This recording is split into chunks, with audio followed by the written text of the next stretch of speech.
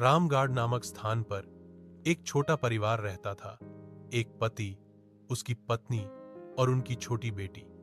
वे साथ में खुश थे। लेकिन एक दिन उनके परिवार में एक बड़ी समस्या आ गई। मां बहुत बीमार हो गई और जल्द ही गुजर गए। अब केवल पिता और उसकी बेटी ही बचे थे। पिता अपनी बेटी से बहुत प्यार करते थे।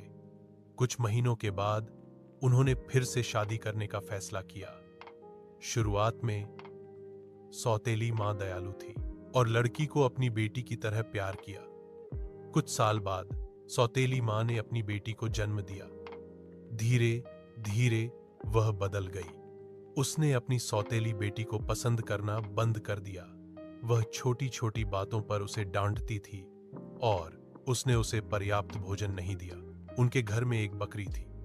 हर दिन बड़ी बेटी बकरी को बाहर चराने ले जाती थी। एक दिन लड़की एक पेड़ के नीचे बैठी रो रही थी क्योंकि वह बहुत भूखी थी।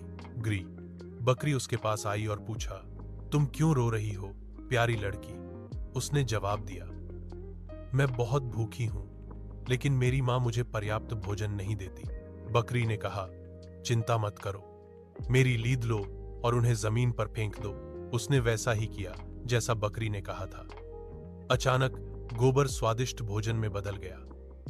लड़की ने खुशी से खाया। तब से हर दिन उसने बकरी का गोबर उस पर फेंका जमीन, और यह जादुई रूप से उसके लिए स्वादिष्ट भोजन में बदल गया। एक दिन उसकी सौतेली मां ने देखा, मैं उसे खाना नहीं देती, लेकिन फिर भी वह स्वस्थ और खुश दिखती है। यह कैसे संभव है? वह संदिग्ध हो गई। अगले दिन उसने अपनी बेटी को सौतेली बेटी के साथ उसे देखने के लिए भेजा। जब वे बाहर गए तो वही जादू हुआ। सौतेली मां की बेटी ने अपने कपड़े में कुछ खाना छिपाया और उसे घर ले आई। उसकी मां कैसे? अब सौतेली मां को रहस्य पता चल गया।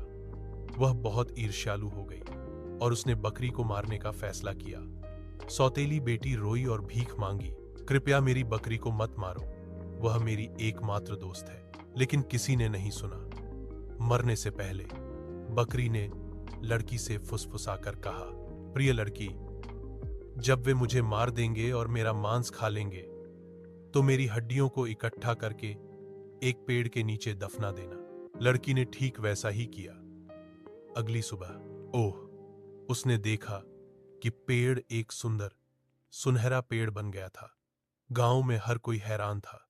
जल्द ही राजा ने इस सुनहरे पेड़ के बारे में सुना और अपने आदमियों को इसे काटने के लिए भेजा, लेकिन कोई भी इसे काट नहीं सका।